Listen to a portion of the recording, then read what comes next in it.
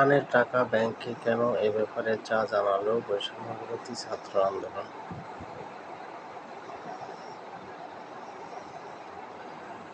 ত্রাণ তহবিলের বেশিরভাগ টাকা পরিকল্পিতভাবে ব্যাংকে রাখা হয়েছে বলে জানিয়েছে বৈষম্যবিরোধী ছাত্র আন্দোলন। তহবিল সংগ্রহের শুরুতেই আমরা সিদ্ধান্ত নিয়েছিলাম যে অর্থ সংগ্রহের সঙ্গে সব খরচ না করে বেশিরভাগই জমা রাখা হবে, বিবিসি বাংলাকে বলেছিলেন আন্দোলনের অন্যতম নেতা মিস্টার আবদুল্লাহ। কিন্তু এমন সিদ্ধান্ত গ্রহণের পেছনে কারণ কী? কারণ আগের অভিজ্ঞতা থেকে আমরা জেনেছি যে বন্যার মতো প্রাকৃতিক দুর্যোগের পরবর্তী ধাপে ক্ষতিগ্রস্ত মানুষগুলোর সহায়তা বেশি প্রয়োজন হয়, বলেন এই সমন্বয়ক। বন্যার পানি নেমে যাওয়ায় এখন এই অর্থ ক্ষতিগ্রস্তদের সহায়তায় ব্যবহার করা হবে বলে জানিয়েছেন তিনি। আরও আগে থেকেই আমরা ক্ষতিগ্রস্তদের বাড়িঘর নির্মাণসহ অন্যান্য কাজগুলো করে দেওয়ার কথা ভাবছিলাম, কিন্তু আয় ব্যয়ের অডিট কমপ্লিট না হওয়ায় সেটা সম্ভব হচ্ছিল না, বলেন মিস্টার আবদুল্লাহ। নিরীক্ষা শেষ করে শিগগিরই তহবিল সব অর্থ বন্যায় ক্ষতিগ্রস্তদের পুনর্বাসনে ব্যয় করার পরিকল্পনাও জানিয়েছে বৈষম্যবিরোধী ছাত্র আন্দোলন।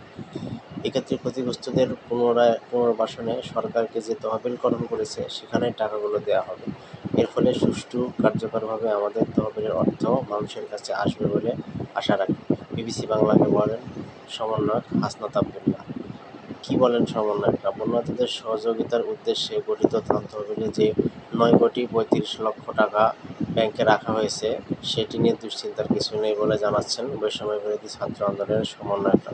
ত্রাণ সহায়তার জন্য যত অর্থ আমরা পেয়েছি সেগুলোর প্রতিটি পয়সার হিসেব আমাদের কাছে আছে, কাজেই এটা নিয়ে দুশ্চিন্তার কোনো কারণ নেই, বিবিসি বাংলাকে বলেন প্ল্যাটফর্মটির অন্যতম সমন্বয়ক হাসনাত আবদুল্লাহ। প্রাথমিক ত্রাণ কার্যক্রম খরচের পর তহবিলের বাকি অর্থের বেশিরভাগই জমা রাখা হয়েছে জনতা ব্যাংক, সোনালী ব্যাংক ও ইসলামী ব্যাংকের ঢাকা বিশ্ববিদ্যালয় শাখায়। চাইলেই সেগুলো কেউ আত্মসাৎ করতে পারবে না বলে জানাচ্ছেন মিস্টার আবদুল্লাহ, কারণ সেগুলো বিশেষভাবে খোলা হয়েছে যেখানে ঢাকা বিশ্ববিদ্যালয়ের একজন শিক্ষকও যুক্ত রয়েছেন। তিনি ও আরও 2 জন সম্মিলিত সিগনেচার ছাড়া কেউ টাকা তুলতে পারবে না, বলছিলেন এই সমন্বয়ক। এছাড়াও অর্থের স্বচ্ছতা, জবাবদিহিতা নিশ্চিত করার লক্ষ্যে তহবিলের আয় ব্যয়ের হিসাব নিরীক্ষা করা হচ্ছে বলেও জানিয়েছে বৈষম্যবিরোধী ছাত্র আন্দোলন। আমরা ত্রাণ কার্যক্রমের আয় ও ব্যয়ের ওপর একটি অডিট করছি এবং আগামী কয়েকদিনের মধ্যে অডিট রিপোর্ট প্রকাশ করা হবে, বিবিসি বাংলাকে বলেন মিস্টার আবদুল্লাহ। কিন্তু এই হিসাব নিরীক্ষা করছে কারা? সিএ ফার্মের প্রফেশনাল ব্যক্তিদের দিয়ে নিজ দায়িত্বে এটা আমরা করছি, যাতে পরবর্তীতে কেউ কোনো অভিযোগ বা অপবাদ দিতে না পারে, বলছিলেন বৈষম্যবিরোধী ছাত্র আন্দোলনের অন্যতম এই নেতা। প্ল্যাটফর্মের পক্ষ থেকে বিভিন্ন জেলায় যত সমাবেশ হচ্ছে সেগুলো ত্রাণের কোনো অর্থ ব্যয় করা হচ্ছে না বলে নিশ্চিত করেছেন তিনি। কেউ যদি দেখাতে পারে যে আমরা ত্রাণ তহবিলের কোনো টাকা অন্য কাজে ব্যবহার করছি তাহলে তার শাস্তি দেওয়া হবে, বিনা বাক্যে সেটা মাথায় পেতে নেব, বলেন মিস্টার আবদুল্লাহ।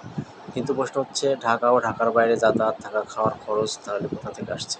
বৈষম্যবিরোধী ছাত্র আন্দোলন শুরু করার পর থেকেই সাধারণ মানুষ স্বেচ্ছায় আমাদের সহযোগিতা করে আসছে, এখনও করছেন, বলেন মিস্টার আবদুল্লাহ।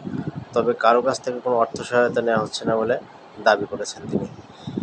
আমরা শুধুমাত্র সেবাটা নিচ্ছি। সেক্ষেত্রে কেউ আমাদের গাড়ি দিয়ে আমাদের পৌঁছে দিচ্ছেন, অনেকে থাকা খাওয়ার ব্যবস্থা করে দিচ্ছেন, এভাবেই চলছে, যোগ করেন তিনি।